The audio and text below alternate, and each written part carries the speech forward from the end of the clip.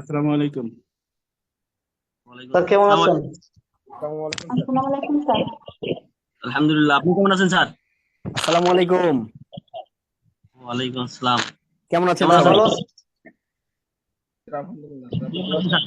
ভালো আছেন তো না? জি স্যার, আপনি ভালো আছেন? যাক সবকিছু না, যাক আলহামদুলিল্লাহ।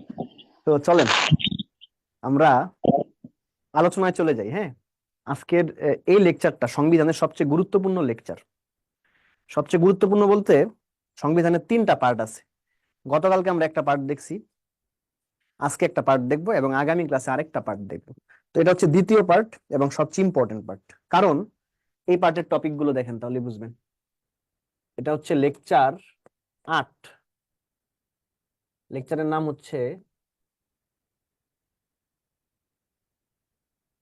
সংবিধান 2। টপিক গুলো দেখি।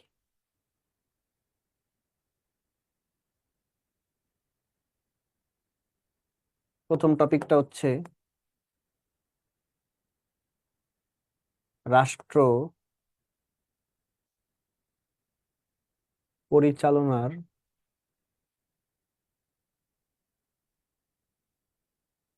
মূলনীতি। দ্বিতীয় টপিকটা হচ্ছে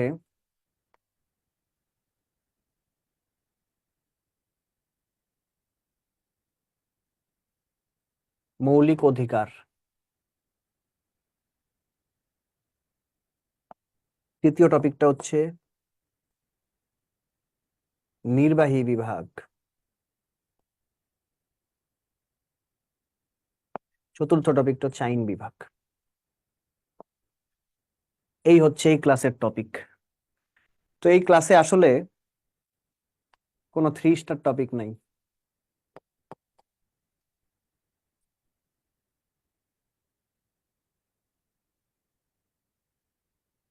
সবই 5 স্টার টপিক।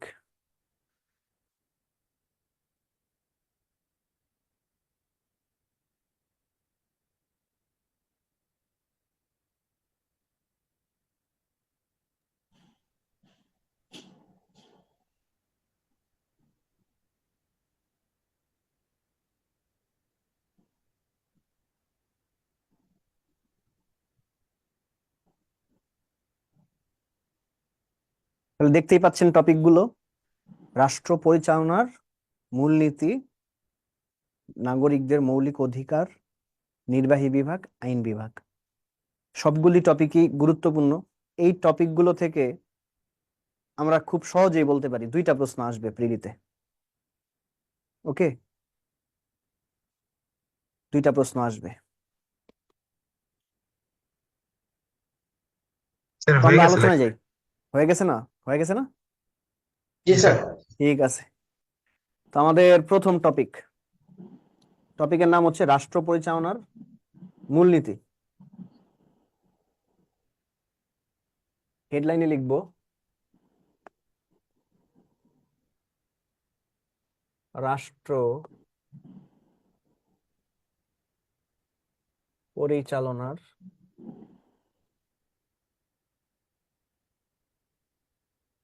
মূলনীতি।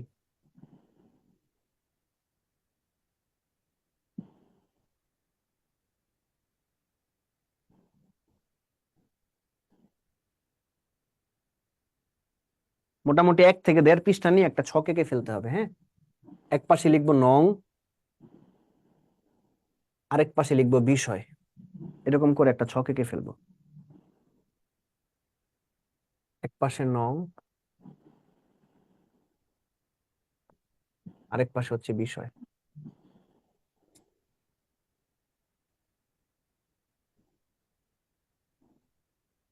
কালকে আমরা 7 নাম্বার পর্যন্ত পড়ছিলাম, অর্থাৎ আজকে শুরু হবে 8 থেকে। 8-এ লিখবেন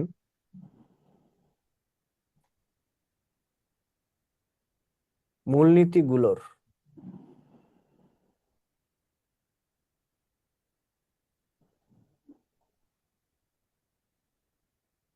ধারাবাহিক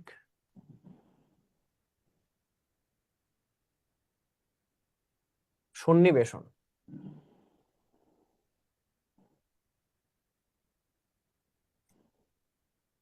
9 নাম্বার লিখবেন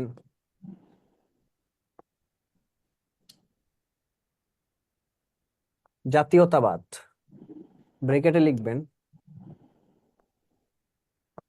বাঙালি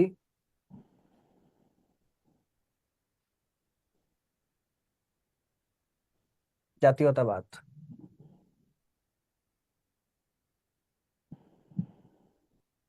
10 নাম্বার দিয়ে লিখবেন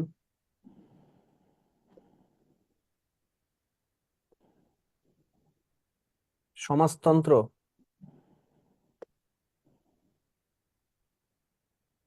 ও শোষণ মুক্তি। 11 নাম্বার দিয়ে লিখবেন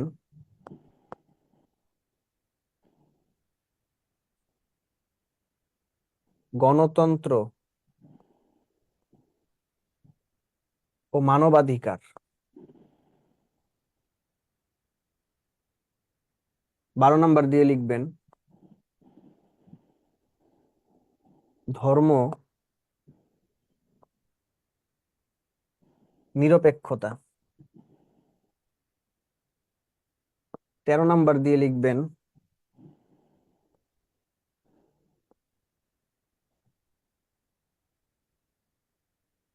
মালিকানার নীতি।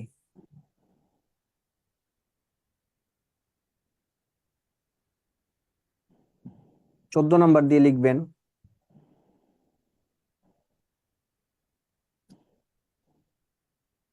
কৃষক ও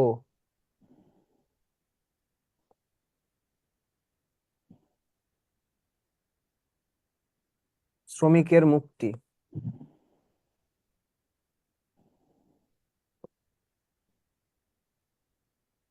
15 নাম্বার দিয়ে লিখবেন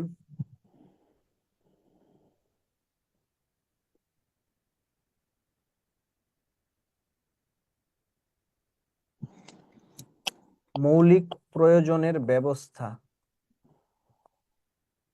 5টি। 16 নাম্বার দিয়ে লিখবেন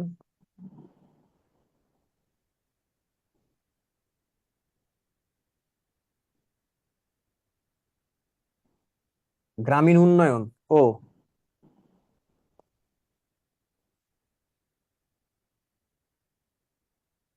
কৃষি বিপ্লব। 17 নাম্বার দিয়ে লিখবেন অবৈতনিক ও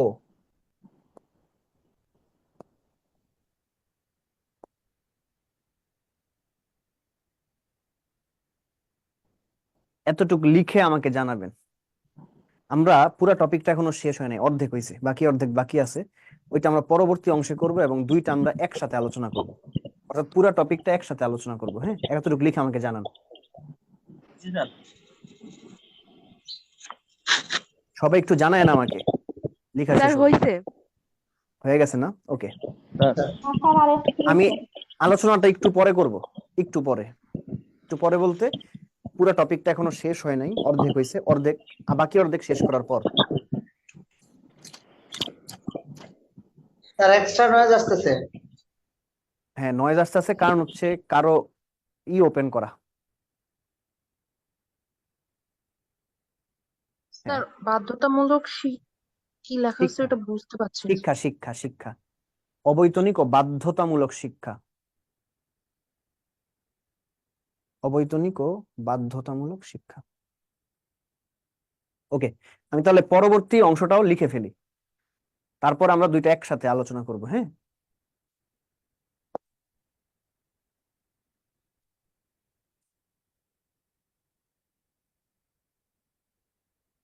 সতেরো পর্যন্ত হয়েছিল তাই না?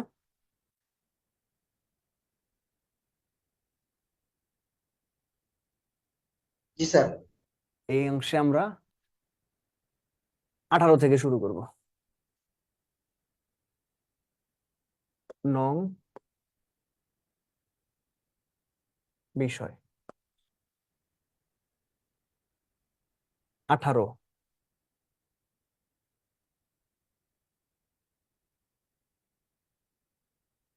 জনস্বাস্থ্য নৈতিকতা।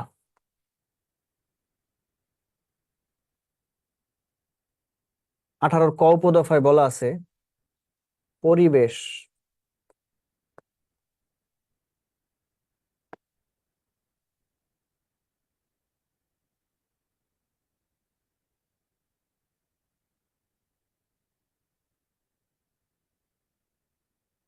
জীববৈচিত্র্য সংরক্ষণ ও উন্নয়ন।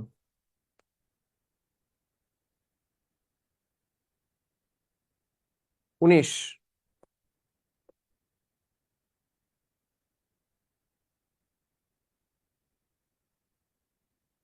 সুযোগের সমতা।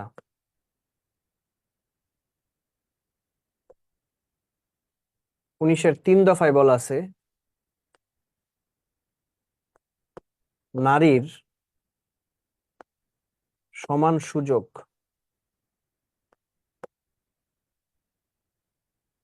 রাষ্ট্র নিশ্চিত করবে।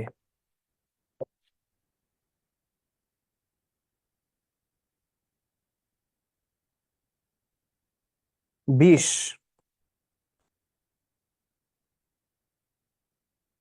অধিকার ও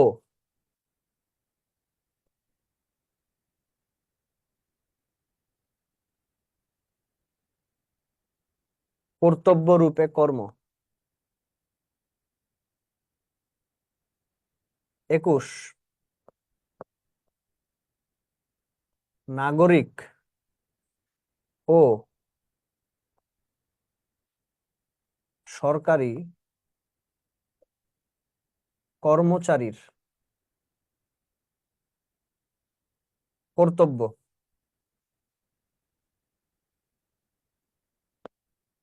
21-এর 1-এ বলা আছে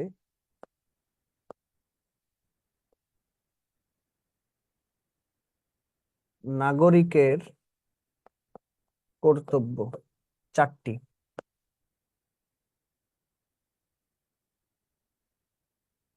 21-এর 2-এ বলা আছে নাগরিকের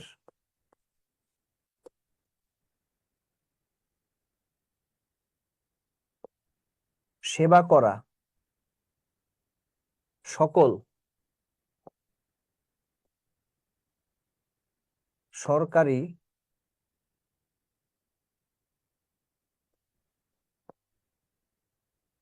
কর্মচারীর কর্তব্য। 22, নির্বাহী বিভাগ হতে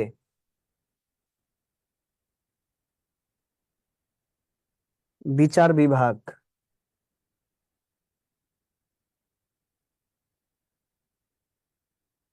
পৃথকীকরণ। 23, জাতীয়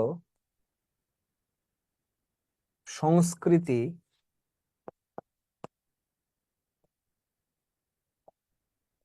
সংরক্ষণ।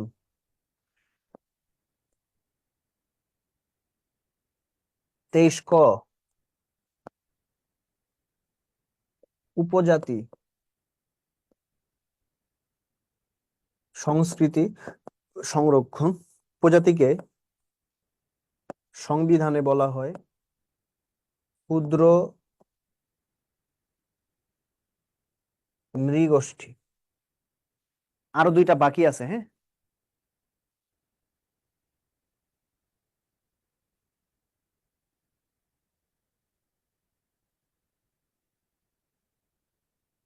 আরো 2টা অংশ বাকি আছে, 24 আর 25 নাম্বার একসাথে লিখবো। আগে এতটুকু লিখে আমাকে জানান, পরে পুরো টপিকটা একসাথে আলোচনা করব। হয়েছে স্যার। শেষ স্যার। শেষ না? স্যার আরেকটু। ওকে।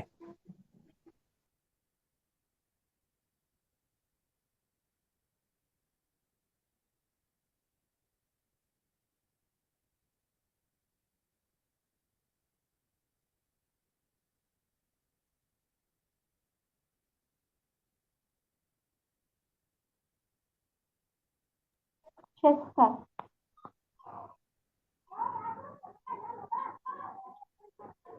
ওকে,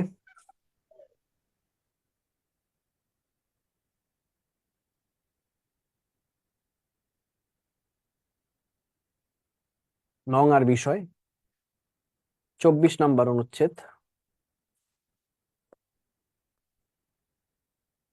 জাতীয় স্মৃতি নিদর্শন সংরক্ষণ। 25 পররাষ্ট্রনীতি।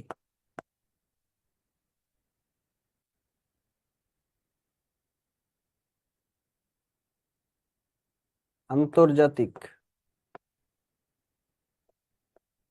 শান্তি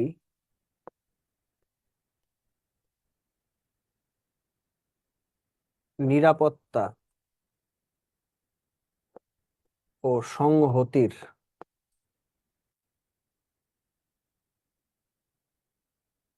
উন্নয়ন। লিখে আমাকে জানাবেন, সবগুলো একসাথে আলোচনা করব।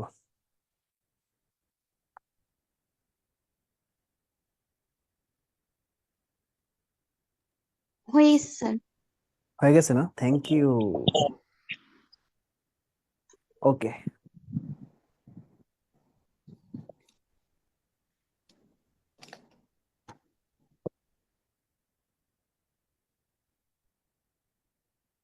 টপিকটার নাম কি বলেন তো? রাষ্ট্র পরিচালনা রাষ্ট্র পরিচালনার মূলনীতি, অর্থাৎ যেই সকল মূলনীতি গুলোকে সামনে রেখে বা মূলনীতিগুলোর সাহায্যে গণপ্রজাতন্ত্রী বাংলাদেশ নামক রাষ্ট্র পরিচালিত হয়, সেগুলোই হচ্ছে রাষ্ট্র পরিচালনার মূলনীতি। আপনার সংবিধানের যতগুলি অধ্যায় আছে, সবচেয়ে গুরুত্বপূর্ণ অধ্যায় হচ্ছে এই রাষ্ট্র পরিচালনার মূলনীতি। এই জন্য দেখবেন 35 BCS থেকে 43 BCS পর্যন্ত প্রত্যেকটা পরীক্ষায় এই টপিক থেকে প্রশ্ন আসছে। ওকে, সুতরাং আমরা এই যে দুইটা কিসের মধ্যে যা যা লিখলাম, এখান থেকে 1 নাম্বার আমাদের BCS এ আছে, এটা ধরে নিতে পারেন আপনারা। তো প্রথমেই 8 নাম্বার যে অনুচ্ছেদ, ওইখানে বলছে মূলনীতিগুলো সন্নিবেশন। আর একজনের এখান থেকে নয়েজ আসছে। আরিফুল ইসলাম এটা এটা যদি বন্ধ আইডি করে থেকে দিতেন। আছে, নিয়ে নয়েজ আসতেছে। হ্যাঁ, আরিফুল ইসলাম। ওকে ওকে, ঠিক আছে। ওকে, এবার আমাকে দেখেন যে মূলনীতিগুলো সন্নিবেশনের কথা একটা BCS এ আসছে। রাষ্ট্র পরিচালনার মূলনীতিগুলো সন্নিবেশিত হয়েছে কত নং অনুচ্ছেদ অনুযায়ী? 8 নং। 8 নং। 8 নং। এবং এটা কেমন সন্নিবেশন? ধারাবাহিক। ধারাবাহিক। মানে একটার পর একটা, রাউন্ড রবিন। তো আপনারা জানেন, আমি একটা টপিকে লিখেছিলাম সংখ্যায় সংখ্যায় সংবিধান। ওইখানে বলেছিলাম রাষ্ট্র পরিচালনার মূলনীতি 4টি। কয়টি? 4টি। এই যে 9 থেকে 12, এই 4টি 9 থেকে 12, এই 4টাকে কি বলা হয়? রাষ্ট্র পরিচালনার মূলনীতি। তাহলে বাকিগুলির কাজ কি? বাকিগুলি এই 4টা অর্জনে সহায়তা করে, বাকিগুলি এই 4টাকে সংরক্ষণ করে, সুরক্ষা প্রদান করে। ওকে, এবং এগুলি কিন্তু ধারাবাহিক ভাবে আছে 9, 10, 11, 12। এই জন্য এর আগের অনুচ্ছেদটাই কিন্তু এটা একটা স্পয়লার দেয়া হয়েছে যে মূলনীতিগুলোর ধারাবাহিক সন্নিবেশন। এরপরে দেখেন জাতীয়তাবাদ। জাতীয়তাবাদ সম্পর্কে কয় নাম্বার অনুচ্ছেদে আছে? 9 নং অনুচ্ছেদ। কেমন জাতীয়তাবাদ? বাঙালি জাতীয়তাবাদ। বিষয়টা আসলে কি? এর আগে আপনাকে জানতে হবে জাতীয়তাবাদ কোন কোন বিষয়ের উপর নির্ভর করে। জাতীয়তাবাদ 2টা বিষয়ের উপর নির্ভর করে। জাতীয়তাবাদ 2টা বিষয়ের উপর নির্ভর করে। একটা হচ্ছে ভাষা, আর একটা হচ্ছে সংস্কৃতি। আমরা যারা নিজেদেরকে বাঙালি বলি, আমাদের ভাষা হবে একটা, সেটা হচ্ছে বাংলা ভাষা। আমরা সবাই কিন্তু ওই একটা ভাষায় কথা বলবো। হয়তো আমাদের ভাষার মধ্যে আঞ্চলিকতা থাকতে পারে, কিন্তু ভাষা কিন্তু একটাই, সেটা হচ্ছে বাংলা। এবং 2 নাম্বার হচ্ছে সংস্কৃতি। আমরা নিজেদেরকে বাঙালি বলে যারা দাবি করি, তারা সবাই একই ধরনের কালচার, একই ধরনের সংস্কৃতি অনুসরণ করব, পালন করব। যদি ভাষা এবং সংস্কৃতি একটা নির্দিষ্ট ভূখণ্ডে বসবাসকারী মানুষের যদি এক হয়ে যায়, তাহলে তারা একটা একক জাতি হয়।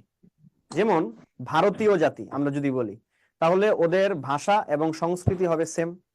ইংরেজ জাতি, ভাষা সংস্কৃতি হবে সেম। জার্মান জাতি, ভাষা সংস্কৃতি হবে সেম। ঠিক একই রকম আমাদের বাংলা ভাষা ও বাঙালি সংস্কৃতি যাদের এক, তারা সবাই বাঙালি জাতীয়তাবাদে বিশ্বাস করে। কয় নাম্বার অনুচ্ছেদে বলছে বলেন? 9 নাম্বার। 9 নং অনুচ্ছেদে স্যার। স্যার বিষয়টা আরেকবার ক্লিয়ার করলে ভালো হয় স্যার। বিষয়টা আরেকবার, জাতীয়তাবাদের দুইটা ভিত্তি। আরেকটা উদাহরণ দিই, মনে করেন উপজাতি বা ক্ষুদ্র নৃগোষ্ঠী যারা, তারা কি বাংলাদেশে বাস করে না? জি স্যার। বলেন, করে কি করে না? করে জি স্যার। তারা কি বাঙালি? না স্যার। স্যার না, অবশ্যই না। কেন না? আমাদের দেশেই তো বাস করে, বাঙালি না কেন? স্যার কারণ ওরা তো তাদের ভাষা ভিন্ন, তারা এক একজন এক এক ভাষায় কথা বলে, এক এক উপজাতি এক এক ভাষায় কথা বলে, এক এক উপজাতি এক এক ধরনের সংস্কৃতি পালন করে। সেই জন্য তারা একক জাতি না, তারা ক্ষুদ্র নৃগোষ্ঠী।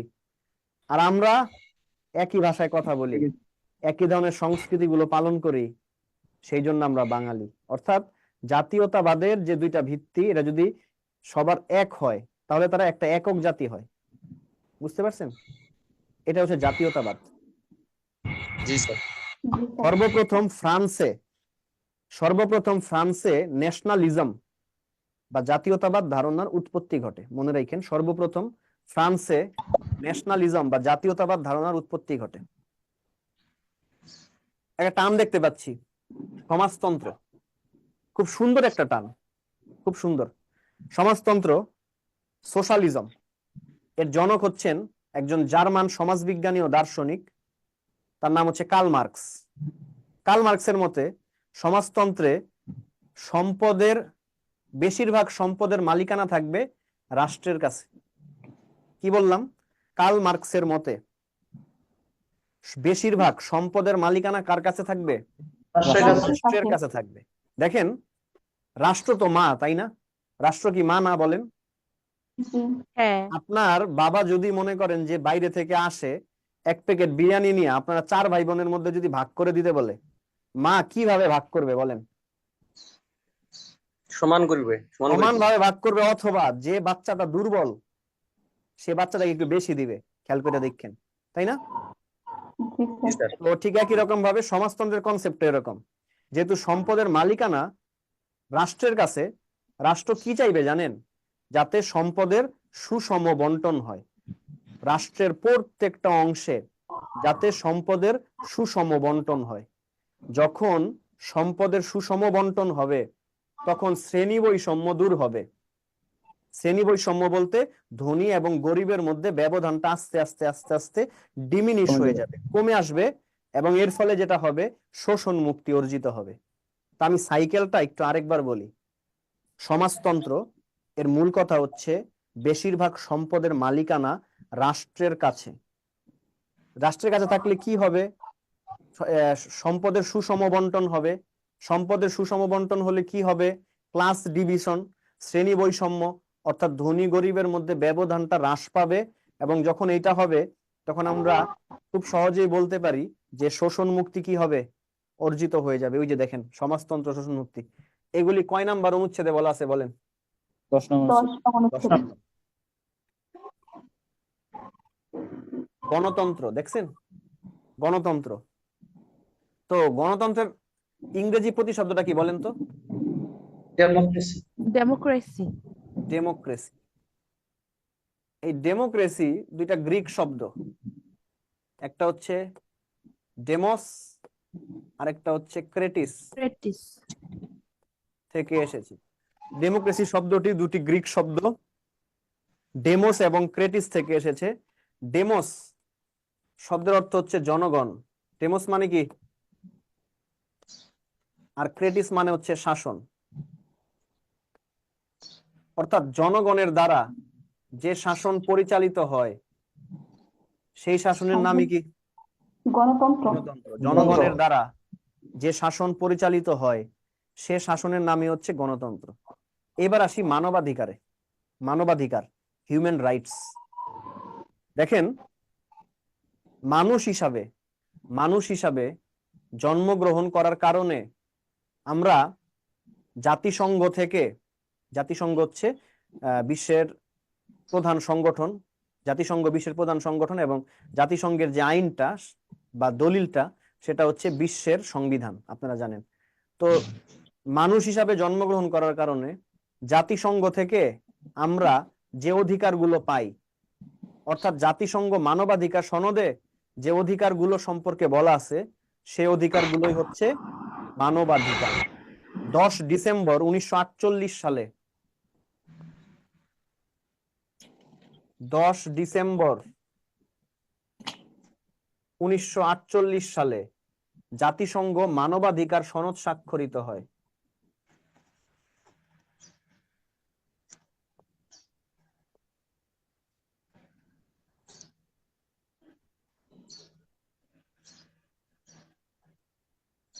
এই জন্য 10 ডিসেম্বরকে বলা হয় বিশ্ব মানবাধিকার দিবস। 10 ডিসেম্বর 1948 সালে জাতিসংঘ মানবাধিকার সনদ, এটাকে বলা হয় UDHR, universal declaration for human rights. UDHR, universal declaration for human rights, এটা স্বাক্ষরিত হয়। কবে স্বাক্ষরিত হয়? 10 ডিসেম্বর 1948। এই জন্য 10 ডিসেম্বরকে বলা হয় বিশ্ব মানবাধিকার দিবস।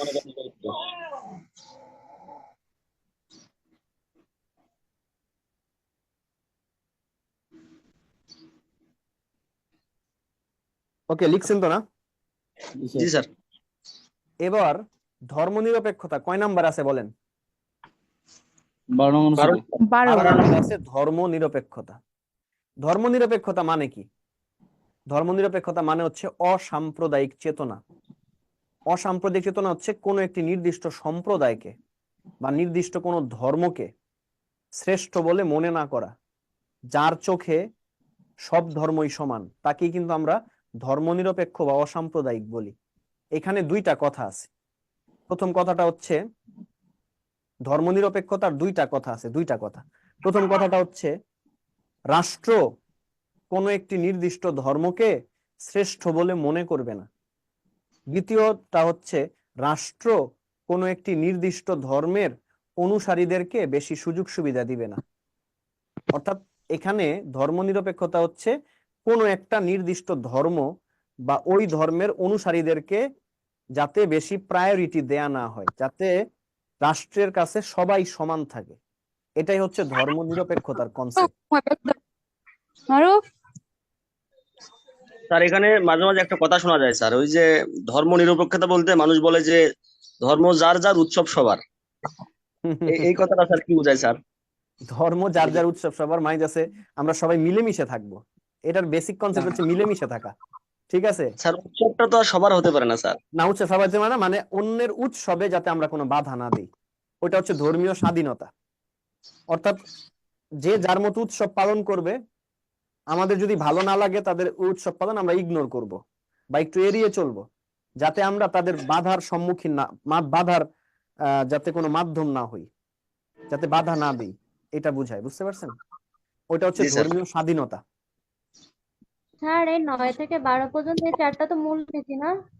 হ্যাঁ, মূল ভিত্তি। মালিকানার নীতি মনে রাখবেন, সম্পদের মালিকানা 3 ধরনের। সম্পদের মালিকানা 3 ধরনের। ব্যক্তি মালিকানা, রাষ্ট্র মালিকানা আর সমবায় মালিকানা। সম্পদের মালিকানা কয় ধরনের? 3 ধরনের। 3 ধরনের। ব্যক্তি মালিকানা, রাষ্ট্র মালিকানা এবং সমবায় বা মিশ্র মালিকানা। কৃষক এবং শ্রমিকের মুক্তি 14 নম্বর অনুচ্ছেদ। কৃষক এবং শ্রমিকের মুক্তি বলতে তাদের অর্থনৈতিক মুক্তিকে সমবায়টা বোঝায়। কেমন টাইপের, মানে সমবায় মালিকানাটা কেমন? মিশ্র মিশ্র, অর্থাৎ কিছু থাকবে যেমন বাংলাদেশের মালিকানা সম্পদের, স্যার এটা অনেকজন মিলে যেটা করে আর কি। যেমন কিছু আছে গ্রুপ অফ ইন্ডাস্ট্রি মানে ব্যক্তি মালিকানা, কিছু আছে রাষ্ট্র বা সরকারি মালিকানা। এই দুইটা মিক্সচার হওয়াকে সমবায় মালিকানা বলে। বুঝতে পারছেন? কৃষক এবং শ্রমিকের মুক্তি, তাদেরকে আপনি কেমন মুক্তি দিবেন? উত্তর হচ্ছে অর্থনৈতিক মুক্তি দিবেন। অর্থনৈতিক মুক্তি। তো এখন কিভাবে তাদেরকে অর্থনৈতিক মুক্তি দেয়া যায়? কৃষকদের ক্ষেত্রে তাদেরকে আপনি কৃষি ঋণ প্রদান করবেন। এরপরে হচ্ছে বিনামূল্যে তাদেরকে বীজ, সার, কীটনাশক, রাসায়নিক প্রদান করবেন এবং তারা যাতে তাদের কৃষি পণ্যের ন্যায্য মূল্য পায় সেই ব্যবস্থা নিশ্চিত করবেন। আর শ্রমিকের মুক্তি বলতে কি বোঝায়? আমাদের মহানবী সাল্লাল্লাহু আলাইহি সাল্লাম কিন্তু একটা কথা বলছেন, শ্রমিকের ঘাম শুকানোর পূর্বে তার মজুরি দিয়ে দিতে হবে। তো এই ক্ষেত্রে আমরা অবশ্যই কি করব? শ্রমিকের যে শ্রম, এই শ্রমের ন্যায্য মূল্যটা প্রদান করার ব্যবস্থা করব সংশ্লিষ্ট চ্যানেলগুলোতে। 14 নম্বর অনুচ্ছেদ। মৌলিক প্রয়োজনের ব্যবস্থা মানে মৌলিক চাহিদা 5টা: বস্ত্র, বাসস্থান, শিক্ষা এবং চিকিৎসা। এগুলোকে বলা হয় নাগরিকদের মৌলিক অধিকার বা মৌলিক চাহিদা বা মৌলিক প্রয়োজন। গ্রামীণ উন্নয়ন 16 নম্বর অনুচ্ছেদ। গ্রামীণ উন্নয়ন, গ্রামীণ উন্নয়ন বলতে কি বোঝায়? স্যার একটু মিউট গ্রামেও হতে বলেন, নয়েজের জন্য বুঝতে পারি না কথা।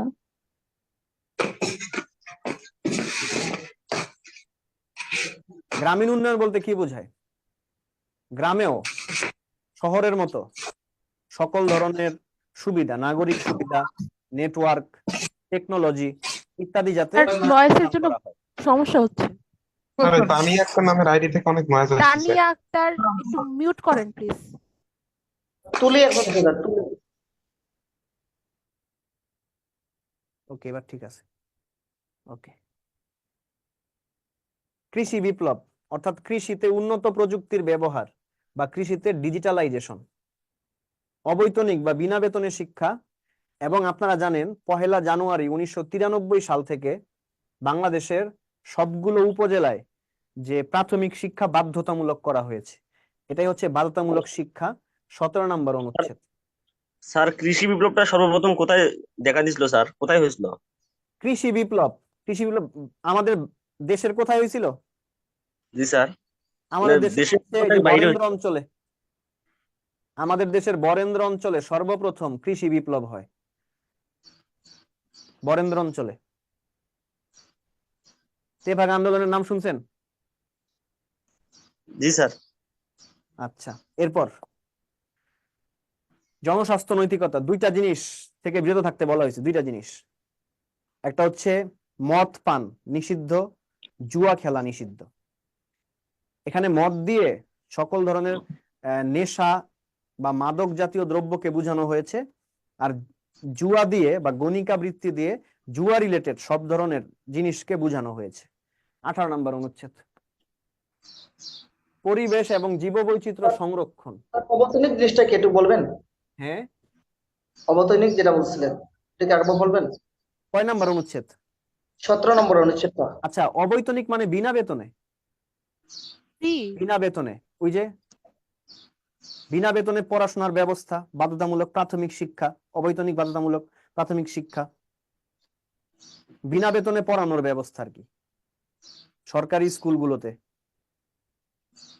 এটাই অবৈতনিক বাধ্যতামূলক শিক্ষা। হ্যাঁ, জি স্যার। এই পরিবেশ এবং জীববৈচিত্র্য সংরক্ষণ, এটা দিয়ে 2টা জিনিসকে বোঝায়। 2টা জিনিসকে, একটা হচ্ছে বন্যপ্রাণী হত্যা করা যাবে না। 2 নাম্বার হচ্ছে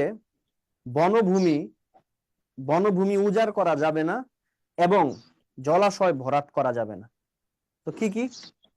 বন্যপ্রাণী, বনভূমি আর জলাশয়। বন্যপ্রাণী হত্যা নিষিদ্ধ, বনভূমি উজাড় নিষিদ্ধ, আর জলাশয় ভরাট নিষিদ্ধ। ঠিক আছে? জি স্যার। সুযোগের সমতা অর্থাৎ রাষ্ট্রের বা প্রজাতন্ত্রের সবাই সমান সুযোগের অধিকারী হবে। বিশেষ করে নারীদের সমান সুযোগের কথা রাষ্ট্র নিশ্চিত করবে বলা হয়েছে 19-এর 3-এ। নারীদের সমান সুযোগ 19-এর 3। অধিকার ও কর্তব্য রূপে কর্ম, এখানে গিভ এন্ড টেকের কথা বলা হয়েছে। কেমন গিভ এন্ড টেক? আপনি বাংলাদেশ নামক ভূখণ্ডে থাকতেছেন, আপনি এই ভূখণ্ড থেকে আস্তে আস্তে তিলে তিলে বড় হয়ে উঠেছেন, এই ভূখণ্ডের পানি, এরপরে হচ্ছে বায়ু, অন্যান্য প্রাকৃতিক সম্পদ আপনি ভোগ করেছেন। রাষ্ট্র আপনার কাছ থেকে এর বিনিময়ে দুইটা জিনিস চায়, দুর্নীতি এবং ঘুষ আপনি খাবেন না, দুর্নীতি এবং ঘুষ অবৈধ। 20 নম্বরে কি বলছে? দুর্নীতি আর ঘুষ অবৈধ। নাগরিক এবং সরকারি কর্মচারীর কর্তব্য 21 নম্বর অনুচ্ছেদ। নাগরিকের কর্তব্য 4টি: আইন মান্য করা। কখনো ক খ দিয়ে লেখা, কখনো 1 2 3 দিয়ে লেখা কেন? হ্যাঁ, চমৎকার প্রশ্ন করছেন। দেখেন, মনে করেন এরকম দেয়া আছে, এরকম দেয়া আছে, এরকম দেয়া আছে, এই যে এরকম নরমাল কোন সংখ্যা, এটা হচ্ছে অনুচ্ছেদ, এটা মূল সংবিধানে ছিল। এই অনুচ্ছেদটা শুধুমাত্র জানলেই হবে না, এটা জানলে আরেকটু বেশি জানতে ইচ্ছা করে। যেমন আমি যদি আপনাকে বলি যে জাতীয় বিষয়, 4 নম্বর অনুচ্ছেদে বাংলাদেশের জাতীয় বিষয় সম্পর্কে বলা আছে, তখন কিন্তু আপনি আবার বলবেন যে জাতীয় বিষয় আবার কি, জাতীয় বিষয়গুলো কি কি, তখনই কিন্তু এই যে 4-এর 1, 4-এর 2, 4-এর 3 চলে আসে। অর্থাৎ মূল অনুচ্ছেদটাকে বিশ্লেষণ করার জন্য, ব্যাখ্যা করার জন্য হচ্ছে এই যে এগুলি, এটা হচ্ছে অনুচ্ছেদ এর বিশ্লেষণের জন্য। এই দুইটা জিনিস মূল অনুচ্ছেদে আছে, এই যে এগুলি মূল সংবিধানে আছে। আর এই যে যখন ক খ গ এগুলি দেখবেন, ভাববেন এগুলি কোনো সংশোধনী থেকে আসছে।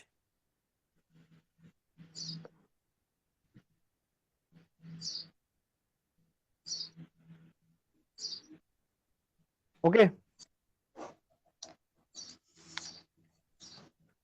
নাগরিকের কর্তব্য 4টি। 1 নাম্বার হচ্ছে আইন মান্য করা, 2 নাম্বার শৃঙ্খলা বজায় রাখা, 3 নাম্বার নিয়মিত কর প্রদান করা, 4 নাম্বার রাষ্ট্রীয় সম্পদের হেফাজত করা। 21-এর 1-এ বলা আছে। আর নাগরিকের সেবা করা সকল সরকারি কর্মচারীর কর্তব্য। নির্বাহী বিভাগ থেকে, আগে নির্বাহী বিভাগ এবং বিচার বিভাগ একসাথেই ছিল। 1 নভেম্বর 2007 সালে নির্বাহী বিভাগ থেকে বিচার বিভাগ পৃথক করা হয়, অর্থাৎ ক্ষমতার স্বতন্ত্রীকরণ করা হয় বা পৃথকীকরণ করা হয় 22 নম্বর অনুচ্ছেদ অনুযায়ী। জাতীয় সংস্কৃতি সংরক্ষণ। জাতীয় সংস্কৃতি অর্থাৎ আমাদের যে বাউল গানগুলো আছে, স্যার রবীন্দ্র 1 সঙ্গীত গুলো নভেম্বর আছে, নজরুল ওটা কি সঙ্গীত গুলো বললেন? আছে, বা সঙ্গীত এবং নৃত্য রিলেটেড বা সংস্কৃতি রিলেটেড যত বিষয়গুলো আছে, এগুলোকে কি করতে হবে? সংরক্ষণ করতে হবে, হেফাজত করতে হবে এবং ভবিষ্যৎ প্রজন্মের মাঝে এই সিলসিলা বা ধারাটা ছড়িয়ে দিতে হবে। উপজাতি বা পহেলা ক্ষুদ্র, স্যার হ্যাঁ, 1 নভেম্বর নভেম্বর 2007 2007 সালে। 2007 ওকে 1 নভেম্বর।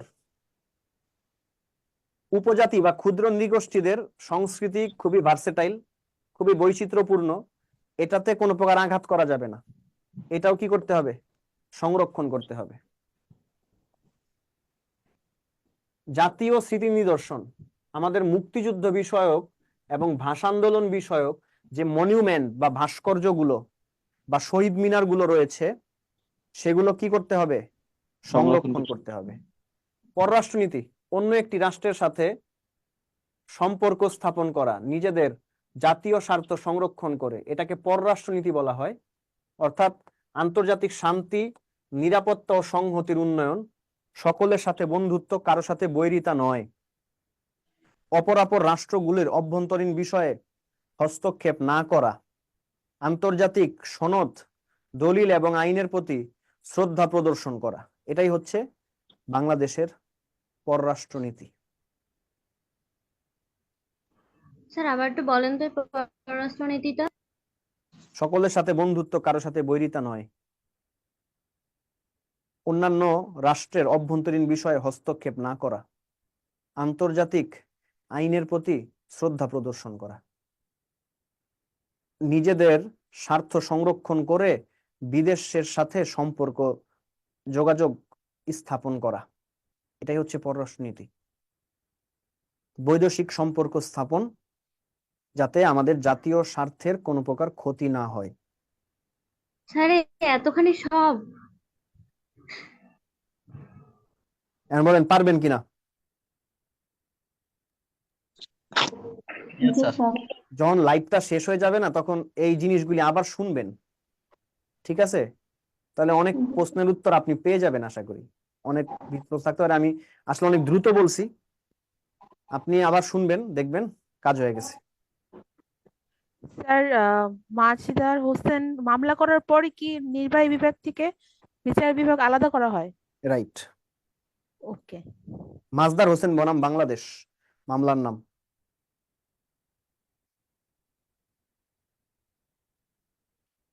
পরের টপিকে যাব, মৌলিক অধিকার। স্যার নাগরিকের 4টা কর্তব্য কি কি? আইন মান্য করা, শৃঙ্খলা বজায় রাখা, কর প্রদান করা, রাষ্ট্রীয় সম্পদের হেফাজত করা।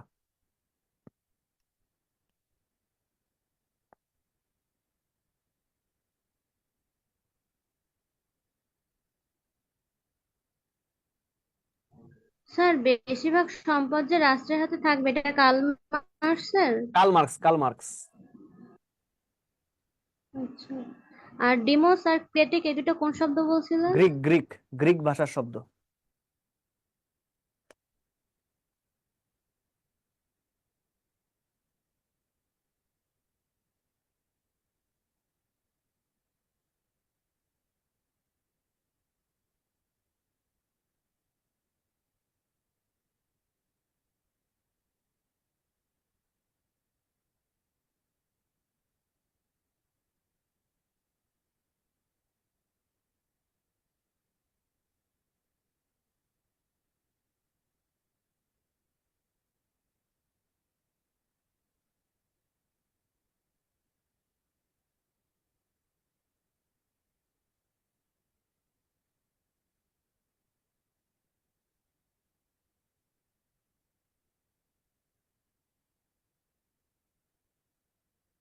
আঠাশ নম্বর অনুচ্ছেদ।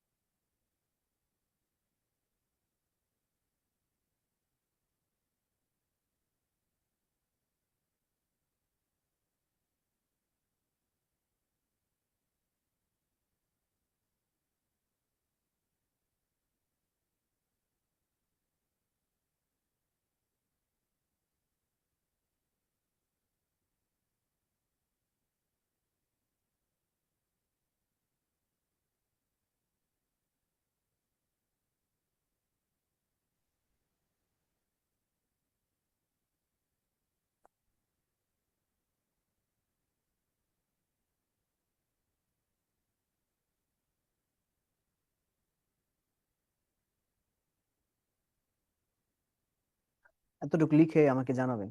আরো অর্ধেকটা বাকি আছে, অর্ধেকটা হয়েছে।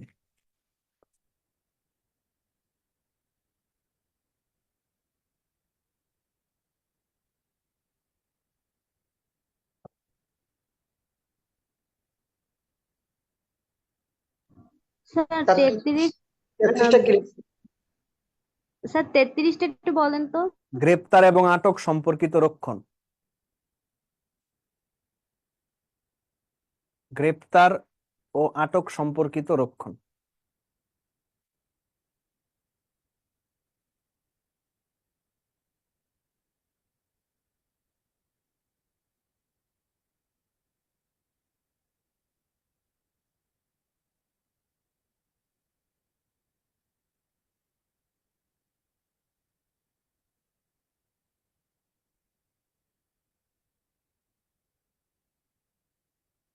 শেষ স্যার।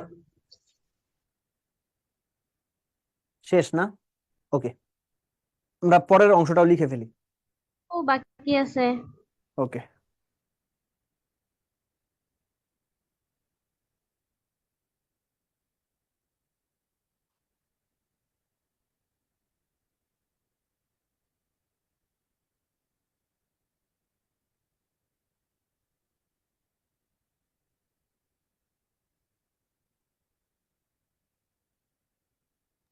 স্যার হয়েছে। ওকে,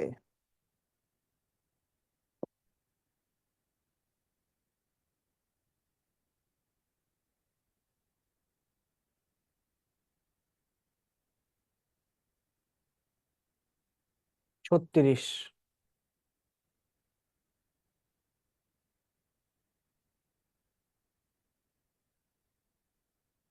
চলাফেরার স্বাধীনতা।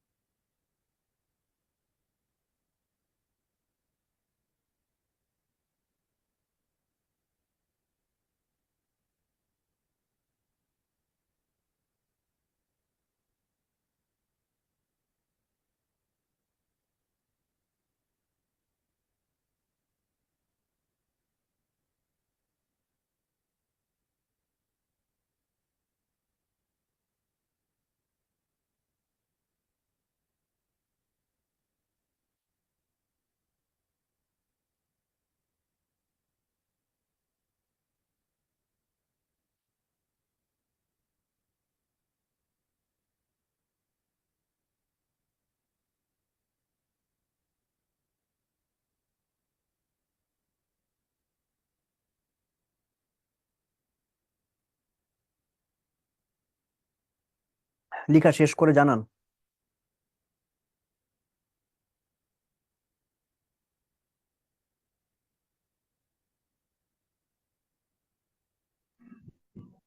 হয়ে স্যার গেছে স্যার। 43টা একটু গৃহ ও যোগাযোগের রক্ষণ রক্ষণ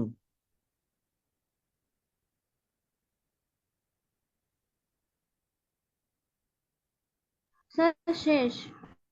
শেষ। ওকে, আমরা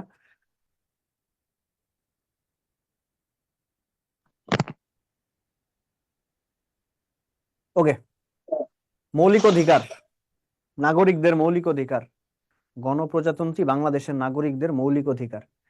এই মৌলিক অধিকারের গুরুত্ব দেখেন কতটা বেশি। মৌলিক অধিকারের সালাম আলাইকুম গুরুত্ব সম্পর্কে বলা হয়েছে, মৌলিক অধিকারের সহিত অসামঞ্জস্য আইন বাতিল বলে গণ্য হবে। কয় নাম্বার অনুচ্ছেদে বলা হয়েছে? 27 নম্বর অনুচ্ছেদে মৌলিক অধিকারের সহিত অসামঞ্জস্য আইন বাতিল বলে গণ্য হবে। এটা হচ্ছে নাগরিকদের মৌলিক অধিকারের গুরুত্ব। এবার আসি আইনের দৃষ্টিতে সমতা। আইনের দৃষ্টিতে প্রজাতন্ত্রের সকলেই, অর্থাৎ নারী পুরুষ, এরপর হচ্ছে ধনী গরিব, উঁচু নিচু, সবাই কিন্তু সমান।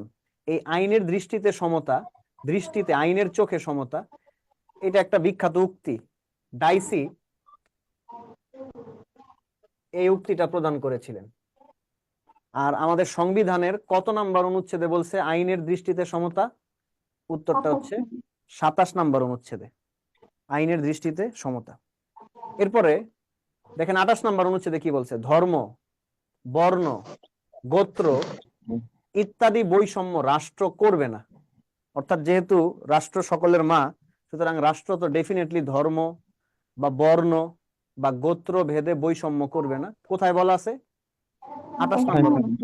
এবং নারীদের সমান অধিকার যে রাষ্ট্র নিশ্চিত করবে, এটা কিন্তু বলা আছে 28-এর 2 নম্বর দফায়। নারীদের যে সমান অধিকার সেটা রাষ্ট্র নিশ্চিত করবে। তাহলে আইনের দৃষ্টিতে সমতা 27, ধর্ম বর্ণ গোত্র ইত্যাদি বৈষম্য করা যাবে না 28, নারীর সম অধিকার রাষ্ট্র প্রদান করবে বা নিশ্চিত করবে 28-এর 2।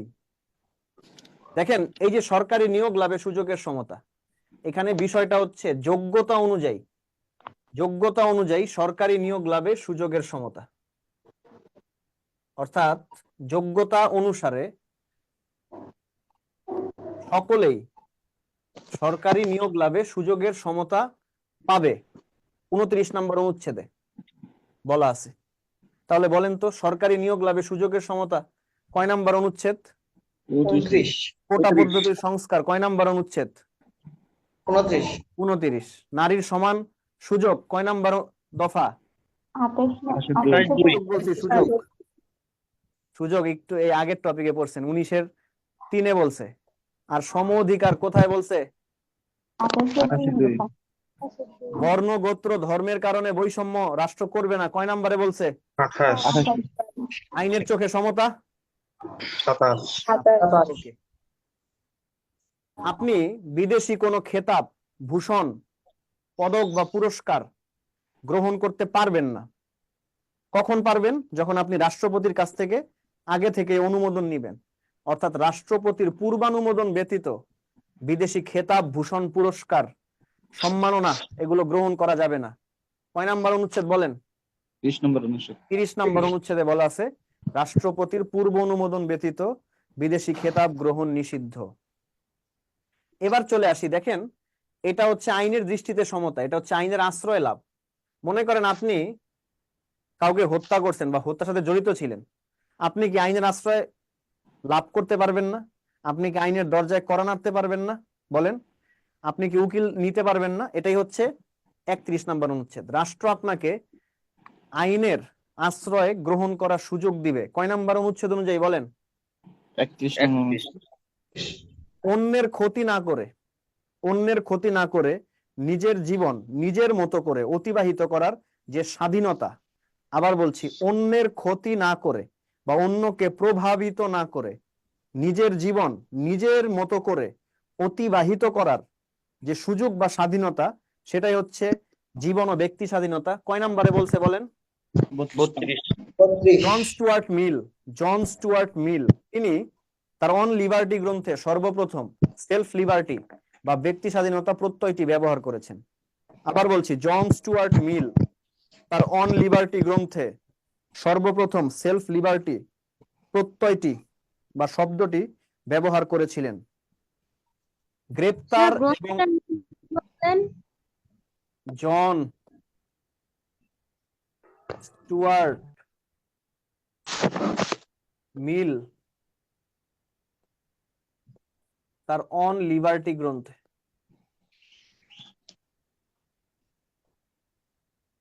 সেলফ লিবার্টি প্রত্যয়টা ব্যবহার করেন। তার অন লিবার্টি গ্রন্থে সেলফ লিবার্টি প্রত্যয়টি সর্বপ্রথম ব্যবহার করেছিলেন।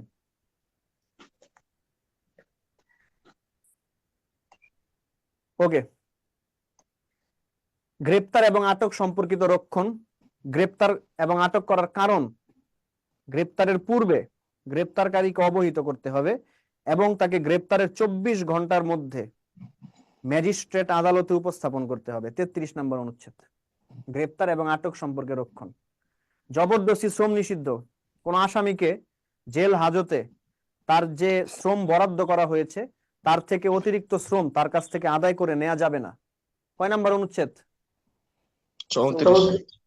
বিচার এবং দণ্ড সম্পর্কিত রক্ষণ, অর্থাৎ কোন অপরাধের কারণে কোন মামলা হয় এবং কোন মামলায় কোন শাস্তি হয় এটা সম্পর্কে এই অপরাধীকে জানাতে হবে। এটাই হচ্ছে বিচার এবং দণ্ড সম্পর্কিত রক্ষণ। এরপর অংশে দেখেন, চলাফেরার স্বাধীনতা। অর্থাৎ আপনি যেহেতু বাংলাদেশের নাগরিক, আপনি যে কোনো সময় যে কোনো স্থানে চলাফেরা করতে পারবেন, এটা আপনার চলাফেরার স্বাধীনতা। কয় নম্বরে বলছে? 36। আপনি যে কোনো বৈধ সমাবেশে অংশ নিতে পারবেন, সমাবেশের স্বাধীনতা। কয় নম্বর অনুচ্ছেদ?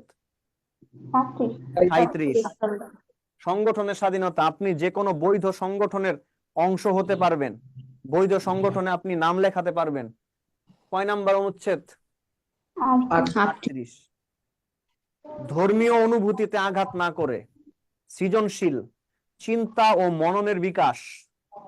ধর্মীয় অনুভূতিতে আঘাত না এনে সৃজনশীল চিন্তা ও মননের বিকাশ, এটাকে বলে চিন্তা ও বিবেকের স্বাধীনতা। কয় নম্বর অনুচ্ছেদ? 39। বাক স্বাধীনতা বা কথা বলার স্বাধীনতা বা মতামতের স্বাধীনতা সম্পর্কে বলা আছে কোথায়? 39-এর 2 দফায়। পেশার স্বাধীনতা, অর্থাৎ আপনি যে কোনো বৈধ পেশায় নিয়োজিত থেকে জীবিকা নির্বাহ করতে পারবেন। মনে রাখবেন যাতে কোনোভাবেই পেশাটা অবৈধ না হয়, তাহলে কিন্তু এই 40 নম্বর অনুচ্ছেদের বরখেলাপ হবে। পেশার স্বাধীনতা সম্পর্কিত অনুচ্ছেদটা হচ্ছে কোনগুলোকে বোঝায়? স্মাগলিং অবৈধ পেশা, স্মাগলিং চোরাকারবারি, হাড়ি পাচার, মাদকের ব্যবসা। ধর্মীয় স্বাধীনতা 41 নম্বর অনুচ্ছেদ, নিজ নিজ ধর্ম পালনের স্বাধীনতা।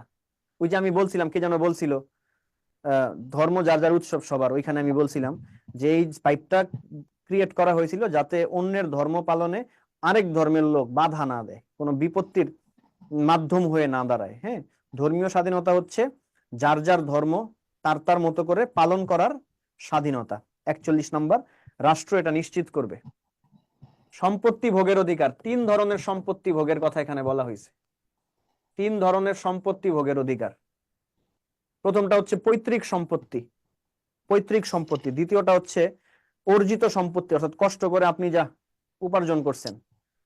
আর 3 নাম্বারটা হচ্ছে উইলকৃত সম্পত্তি, কেউ আপনাকে স্বেচ্ছায় উইল করে গেছে। এই 3 ধরনের সম্পত্তি ভোগের অধিকার আপনার রয়েছে 42 নম্বর অনুচ্ছেদ। গৃহ এবং যোগাযোগের রক্ষণ, অর্থাৎ ব্যক্তিগত এবং সামাজিক গোপনীয়তা বজায় রাখা, ব্যক্তিগত এবং সামাজিক গোপনীয়তা বজায় রাখা। 43 নম্বর, মৌলিক অধিকার বলবৎকরণ। বলবৎকরণ এর মানে হচ্ছে পুনরুদ্ধার। আপনার মৌলিক অধিকার হারায় গেছে, এটা আপনি আবার পুনরুদ্ধার করে নিয়ে আসছেন। এর জন্য আপনাকে হাইকোর্টে যেতে হবে, হাইকোর্টে গিয়ে একটা মামলা করতে হবে, ওই মামলার নাম হচ্ছে রিট। মৌলিক অধিকার বলবৎ করার জন্য নাগরিকগণ কোন কোর্টে যাবে? হাইকোর্টে যাবে। হাইকোর্টে গিয়ে একটা মামলা করবে, মামলার নাম কি? রিট।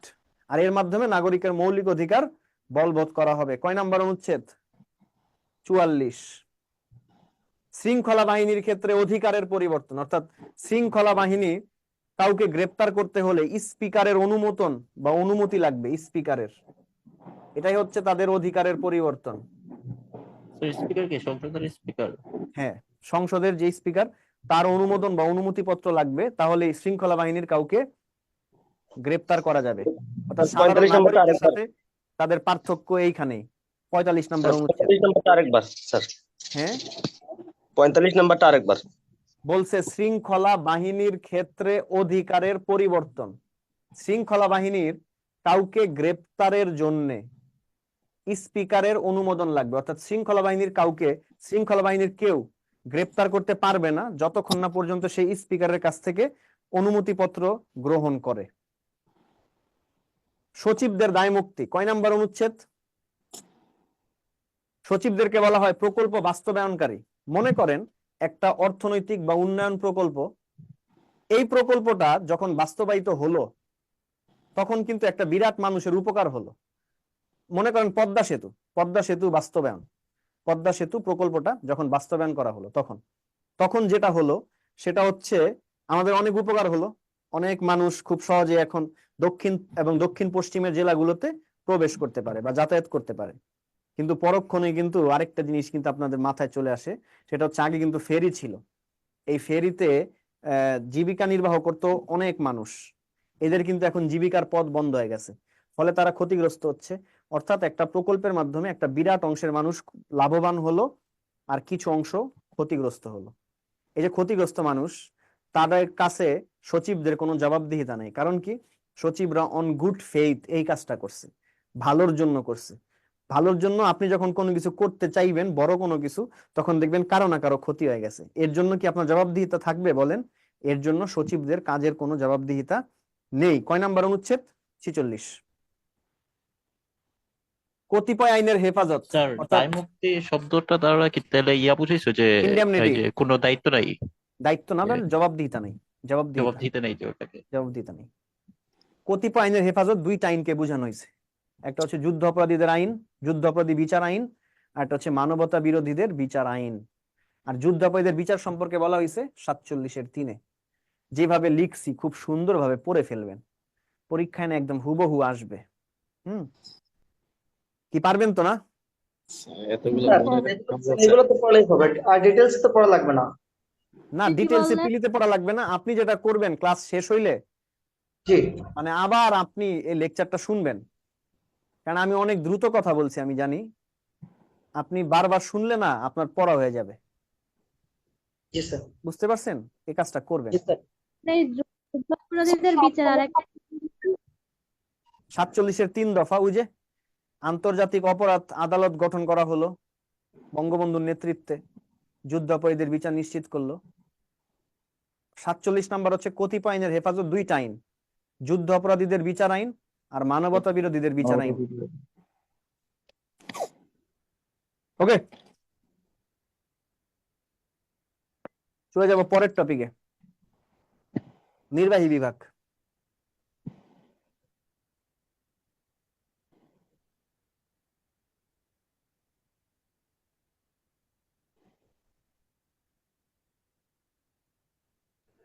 স্যার, এগুলা কি সব এরকম মুখস্থ করতে হবে? হ্যাঁ, নাম্বার 5 নাম্বার আসবে সংবিধান থেকে। 5-এ 5 পেতে হলে আপনাকে মনে রাখতে হবে। মনে থাকে না। মনে থাকে না? না স্যার। বারবার পড়বেন, বারবার বারবার, একবার না, দুইবার না, স্যার, আমি বারবার। 2 বছর ধরে চেষ্টা করলাম, পারলাম না, আমি তো বাদই দিয়ে দিছি সংবিধান। আপনি অনুভব করেন না জিনিসটা, জিনিসটা অনুভব করতেছেন না, আপনি জিনিসটা মজা পাইতেছেন না, ঠিক না? সেই জন্য স্যার, আপনার কাছে এরকম লাগতেছে। দেওয়ার পর গতকালকে স্যার লেকচার 1টা পড়ছিলাম, সবগুলো মুখস্থ হয়ে গেছে। আলহামদুলিল্লাহ, এই যে আবার পড়বেন, আসলে মুখস্থ হয়েছে কিন্তু আত্মস্থ হয় নাই। আত্মস্থ করার জন্য আবার পড়বেন, আবার পড়বেন, আবার পড়বেন, জি স্যার। একই জিনিস বারবার পড়বেন, না মনে থাইকা যাইব কই, ঠিক না? স্বাভাবিক।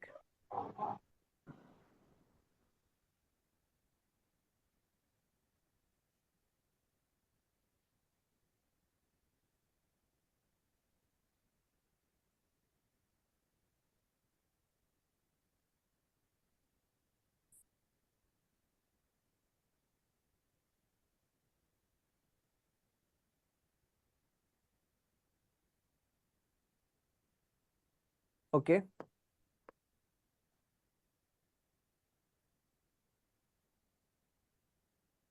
রাষ্ট্রপতি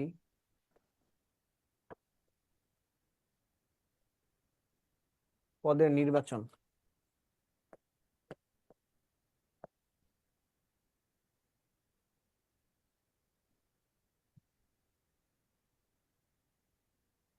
স্যার সাথে সাথে একটু বলে দিলে স্যার আমরা লিখতে পারি তাড়াতাড়ি। রাষ্ট্রপতি পদের পরামর্শ গ্রহণ, 48-3।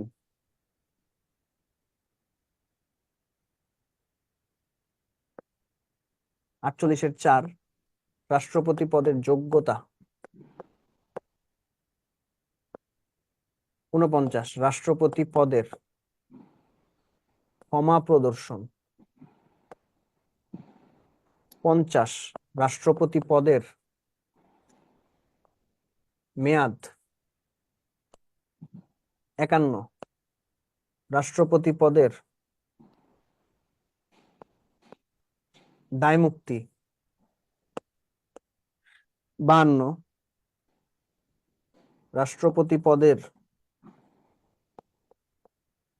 অভিশংসন। 53, রাষ্ট্রপতি পদের অপসারণ। 54, রাষ্ট্রপতি পদের অনুপস্থিতি। 55,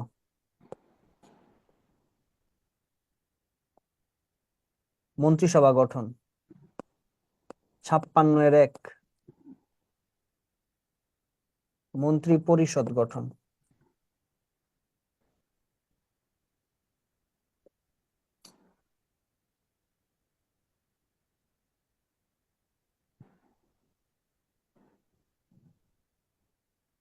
ছাপ্পান্নের 2,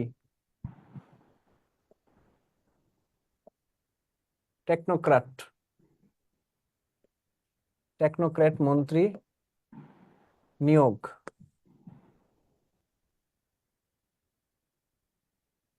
প্রধানমন্ত্রী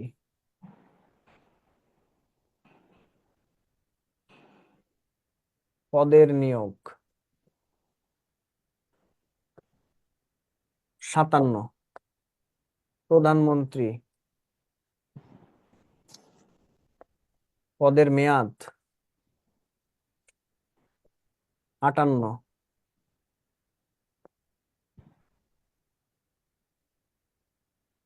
অন্যান্য মন্ত্রীদের পদের মেয়াদ। 59, স্থানীয় শাসন।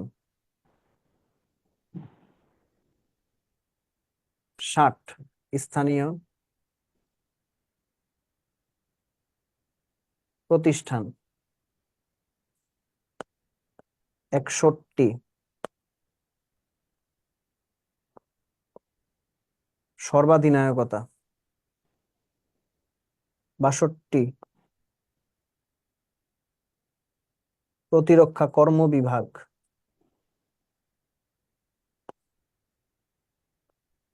63, যুদ্ধ ঘোষণা। 64,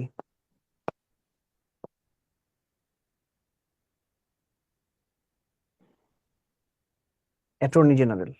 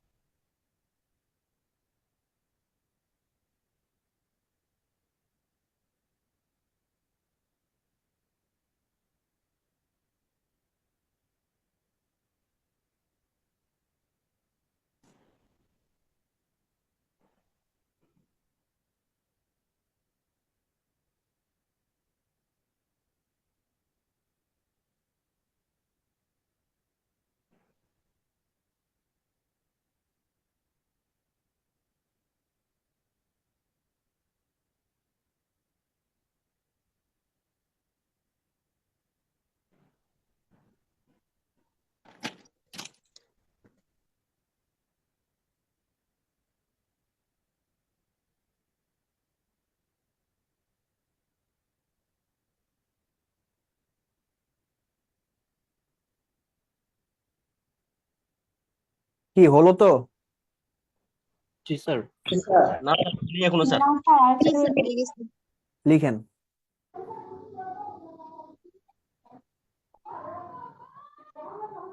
আচ্ছা স্যার, অভিশংসন শব্দটার অর্থ কি? সব বুঝে বলবো, সব বলবো, ব্যাখ্যা সহ বলবো।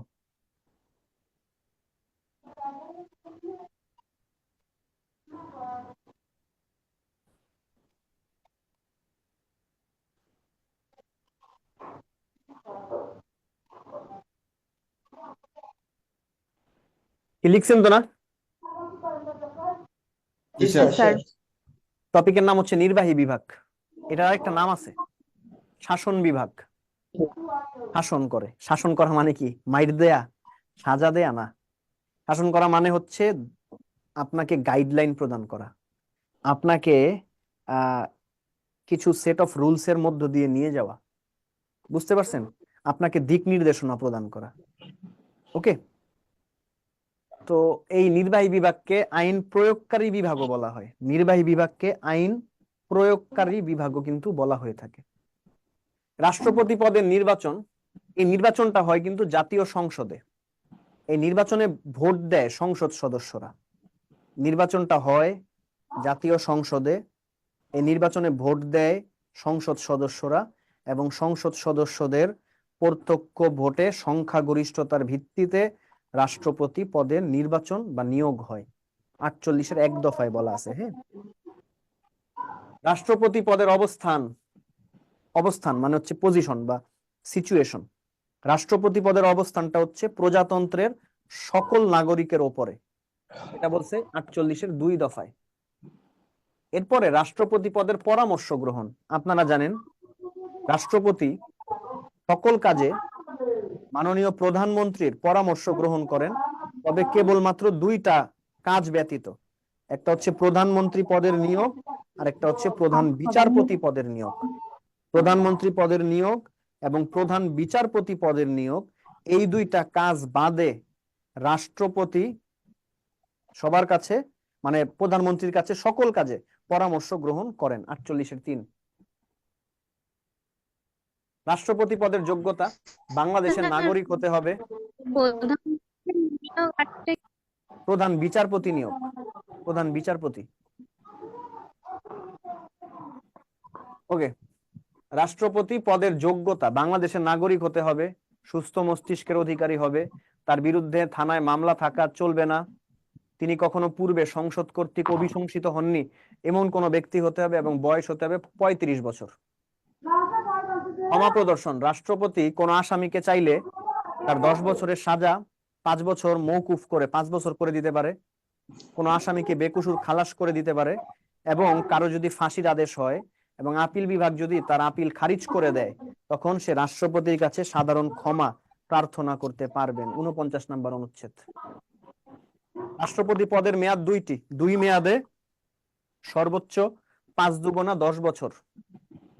রাষ্ট্রপতি পদের দায় মুক্তি, যেহেতু রাষ্ট্রপতি রাষ্ট্রের প্রধান, তার বিরুদ্ধে কোনো মামলা আরোপ করা যায় না। 51 নম্বর অনুচ্ছেদ। রাষ্ট্রপতির অভিশংসন, অভিশংসনের ইংরেজি প্রতিশব্দ হচ্ছে ইমপিচমেন্ট। ইমপিচমেন্ট এটা একটা গ্রিক শব্দ। ইমপিচমেন্ট শব্দের অর্থ হচ্ছে স্পেশাল এলিগেশন, বিশেষ অভিযোগে অভিযুক্ত। 2 ধরনের অভিযোগ, একটা হচ্ছে সে রাষ্ট্রপতি যদি সাংবিধানিক অপরাধ করে, সাংবিধানিক অপরাধ সম্পর্কে বলা আছে 7-এর ক উপদফায়।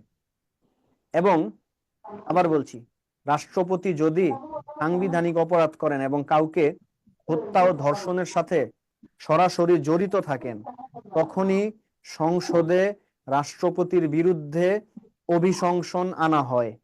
অভিশংসনের পরে তার বিরুদ্ধে অনাস্থা ভোট গ্রহণ করা হয় সংসদে, এবং অনাস্থা ভোটে যদি বেশিরভাগ সংসদ সদস্য তাকে অনাস্থা ভোট দেয়, তাহলে রাষ্ট্রপতি পদের অপসারণ হয়। 53 নম্বর অনুচ্ছেদ। রাষ্ট্রপতি সংসদ অধিবেশনে কোনো কারণে অনুপস্থিত থাকলে স্পিকার রাষ্ট্রপতির দায়িত্ব পালন করেন। রাষ্ট্রপতি সংসদ অধিবেশনে কোনো কারণে অনুপস্থিত থাকলে স্পিকার রাষ্ট্রপতির দায়িত্ব পালন করবেন। 54। মন্ত্রিসভা গঠন, পূর্ণ মন্ত্রীদের নিয়ে মন্ত্রিসভা গঠিত হয়, আর সকল মন্ত্রীদের নিয়ে মন্ত্রী পরিষদ গঠিত হয়। পূর্ণ মন্ত্রীদের নিয়ে মন্ত্রিসভা গঠিত হয়, আর সকল মন্ত্রীদের নিয়ে পূর্ণ মন্ত্রী পরিষদ গঠিত হয়। টেকনোক্র্যাট পূর্ণমন্ত্রী কি? পূর্ণমন্ত্রী যাদের কাছে মন্ত্রণালয়ের দায়িত্ব থাকে তাদেরকে পূর্ণমন্ত্রী বলা হয়। তা এখানে তো মন্ত্রিসভা বলতে যেখানে প্রতিমন্ত্রী থাকবে না? না, শুধুমাত্র পূর্ণমন্ত্রী, মন্ত্রিসভা ক্যাবিনেট মেম্বার যাদের কাছে মন্ত্রণালয়ের দায়িত্ব থাকবে, আর মন্ত্রী পরিষদের কাছে থাকবে প্রতিমন্ত্রী উপমন্ত্রী, ঠিক আছে? টেকনোক্র্যাট মন্ত্রী, টেকনোক্র্যাট একটি ল্যাটিন শব্দ, টেকনোক্রেসি সর্বপ্রথম আমেরিকায় এই শব্দটা ব্যবহার করা হয়। 3টা ক্ষেত্রে এই টেকনোক্র্যাট মন্ত্রী নিয়োগ দেওয়ার বিধান আছে: সায়েন্স অ্যান্ড টেকনোলজি, আইসিটি এবং হেলথ, বিজ্ঞান প্রযুক্তি, তথ্য যোগাযোগ প্রযুক্তি, ডাক্তার দূরালাপনী এবং স্বাস্থ্য। এই 3টা ক্ষেত্রে টেকনোক্র্যাট মন্ত্রী নিয়োগ প্রদানের বিধান আছে। টেকনোক্র্যাট মন্ত্রী হচ্ছে বিশেষ চাহিদা পূরণের মন্ত্রী। প্রধানমন্ত্রী তার নিজের বিশেষ ক্ষমতা বলে সংসদ সদস্যদের বাইরে থেকে যে মন্ত্রীদের নিয়োগ দেন তাদেরকে টেকনোক্র্যাট মন্ত্রী বলা হয়। তবে মেক শিওর টেকনোক্র্যাট মন্ত্রীর সংখ্যা যেন মন্ত্রিসভার সর্বোচ্চ 1/10 বা তার চেয়ে কম হয়, 1/10 বেশি যাতে না হয়ে যায়। প্রধানমন্ত্রী পদের নিয়োগ: সংসদ নির্বাচনে নির্বাচিত দলের নেতাই প্রধানমন্ত্রী হিসাবে নিয়োগপ্রাপ্ত হবেন। 56(3) বলা আছে। প্রধানমন্ত্রী যত মেয়াদে যত মেয়াদে নির্দিষ্ট রাজনৈতিক দল জয়লাভ করবে তার সভাপতি প্রধানমন্ত্রী হবে। মনে করেন আজ থেকে 25 বছর পর আওয়ামী লীগ সংসদ নির্বাচনে জয়লাভ করলো, আওয়ামী লীগের সভাপতি বা নেতা এখনো শেখ হাসিনাই আছেন, তাহলে শেখ হাসিনাই হবেন প্রধানমন্ত্রী। হ্যাঁ, এটাই প্রধানমন্ত্রীর পদের মেয়াদ, অর্থাৎ প্রধানমন্ত্রীর পদের কোনো নির্দিষ্ট মেয়াদ নেই। অন্যান্য মন্ত্রীদের পদের মেয়াদ প্রধানমন্ত্রীর ইচ্ছার উপর নির্ভর করবে। অন্যান্য মন্ত্রীর কোন মেয়াদে কত বছর থাকবে প্রধানমন্ত্রীর ইচ্ছার উপর নির্ভর করবে। প্রধানমন্ত্রী যে কোনো সময় তাকে অপসারণ করতে পারবে। অবশ্যই অবশ্যই এই ক্ষমতা তার আছে। স্থানীয় শাসন: কেন্দ্রীয় শাসন ব্যবস্থার প্রতিনিধি বা এজেন্ট। একই রকম শাসন ব্যবস্থা দেশের সর্বত্র সমানভাবে ছড়িয়ে দেয়াকে স্থানীয় শাসন বলে। আর এই স্থানীয় শাসন প্রতিষ্ঠায় কাজ করে কিছু প্রতিষ্ঠান। শহরাঞ্চলে কাজ করে পৌরসভা ও সিটি কর্পোরেশন, গ্রাম অঞ্চলে কাজ করে জেলা পরিষদ, উপজেলা পরিষদ এবং ইউনিয়ন পরিষদ। সর্বাধিনায়কতা মানে হচ্ছে যুদ্ধ ঘোষণা করার ক্ষমতা। একমাত্র রাষ্ট্রপতির কাছেই এই সর্বাধিনায়কতা ক্ষমতা রয়েছে 61 নম্বর অনুচ্ছেদ। প্রতিরক্ষা কর্ম বিভাগ, সেনাবাহিনী, নৌবাহিনী এবং বিমান বাহিনী নিয়ে এই বিভাগটা গঠিত হয়, 62 নম্বর অনুচ্ছেদ।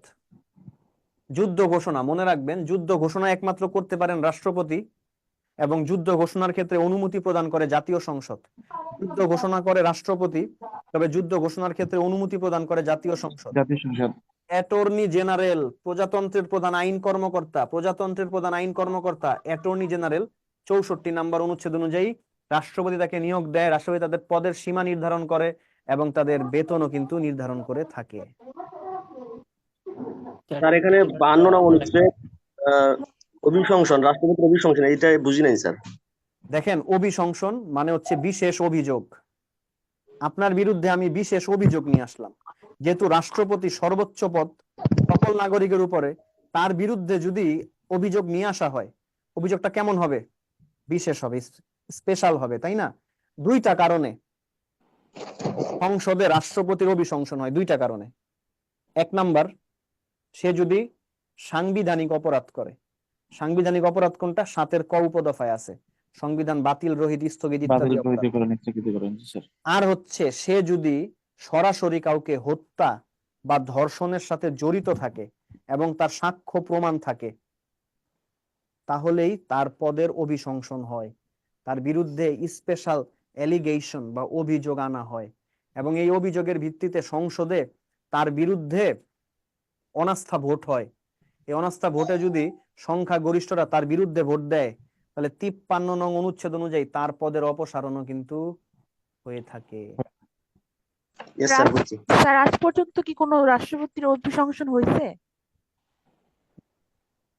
আজ পর্যন্ত বাংলাদেশে তো হয় নাই। ওকে, তাহলে আমি আজকের ক্লাসটা এখানে শেষ করব। আমাকে মনে করায় দিবেন আগামী বার যখন ক্লাসে আমি আসব, তখন আমার মনে করায় দিবেন যে আইন বিভাগ থেকে শুরু করতে হবে, ঠিক আছে? আজকে ক্লাসটা এখানে শেষ করব। আর এইভাবে ধারাবাহিক ভাবে তো 153 অনুচ্ছেদেই মুখস্থ করা লাগবে একদম। না না না না 1 থেকে 64 ধারাবাহিক ভাবে মুখস্থ করবেন, এরপরে আমি যেগুলি লেখায় দিব সেগুলি পড়বেন, ইনশাল্লাহ হয়ে যাবে। স্যার 100 এখানে হচ্ছে 1 থেকে 64 স্থানীয় ধারাবাহিক ভাবে শাসন একদম আত্মস্থ করবো। আত্মস্থ করবেন, আত্মস্থ করে ফেলবেন যেভাবে লিখছি। হ্যাঁ, যেভাবে স্যার আপনি এখানে স্থানীয় শাসনটা যদি আরেকবার এক্সপ্লেইন করতেন স্যার। দেখেন, স্থানীয় শাসন কেন দরকার? কেন্দ্রীয় শাসন বা কেন্দ্র তার সব জায়গা না। কেন্দ্র সেন্টার বা একটা নির্দিষ্ট জায়গা মন্ত্রণালয় সচিবালয়কে কভার করবে। তো এটা বাদে আমাদের কি আরো ভূখণ্ড আছে না? জি স্যার। সকল স্থানে সমানভাবে শাসন ব্যবস্থাকে ছড়িয়ে দেওয়াকে স্থানীয় শাসন বলে। এটার কাজ হচ্ছে প্রশাসনিক বিকেন্দ্রীকরণ, অর্থাৎ শাসন ব্যবস্থাকে একটি নির্দিষ্ট স্থানে আবদ্ধ না রেখে শাসন ব্যবস্থাকে ছড়িয়ে দেওয়া। এই জন্য দেখবেন জেলা পরিষদ, উপজেলা পরিষদ, ইউনিয়ন পরিষদ গ্রাম অঞ্চলে এবং শহরাঞ্চলে পৌরসভা, সিটি কর্পোরেশন গঠন করা হয়েছে। আর সরকার ব্যবস্থা ক্লাসে এগুলি নিয়ে বিস্তারিত আলোচনা আছে, টেনশন নাই। এখন স্যার রাখবেন স্থানীয় শাসন 59 নম্বর অনুচ্ছেদ, কেন্দ্রীয় শাসনের এজেন্ট, স্থানীয় শাসন প্রতিষ্ঠান 2 ধরনের, শহর অঞ্চল, গ্রাম অঞ্চল 60 নম্বর অনুচ্ছেদ, শেষ। আর অ্যাটর্নি জেনারেল কি একজনই হয়? একজনই প্রজাতন্ত্রের প্রধান আইন কর্মকর্তা, প্রধান মানে একজনই। Thank you sir. তাহলে এটা কি পদের নাম, অ্যাটর্নি জেনারেল? হ্যাঁ হ্যাঁ, হ্যাঁ, অ্যাটর্নি জেনারেল হচ্ছে আইনজীবী, আইনজীবীর প্রধানের পদের নাম হচ্ছে অ্যাটর্নি জেনারেল। স্যার এটা তো ইংলিশ ওয়ার্ড না, অ্যাটর্নি জেনারেল? হ্যাঁ হ্যাঁ, ইংলিশ ওয়ার্ড। স্যার এটার বাংলা নেই আলাদা, অ্যাটর্নি প্রধান আইন জেনারেল? কর্মকর্তা।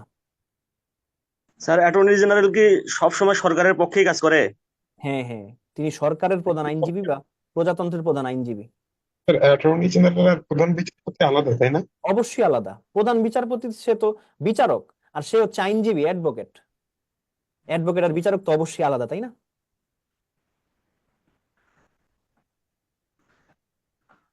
ওকে, কি বলেন? জি স্যার। জি স্যার। মনে করাই দিবেন যে আইন বিভাগ থেকে শুরু করতে হবে, ঠিক আছে? জি স্যার। ওকে স্যার, তাহলে ইনশাল্লাহ দেখা হবে ভবিষ্যতে, ভালো থাকবেন। Thank you sir. জি স্যার। আসসালামু আলাইকুম স্যার। আসসালামু আলাইকুম। আসসালামু আলাইকুম স্যার। আসসালামু আলাইকুম।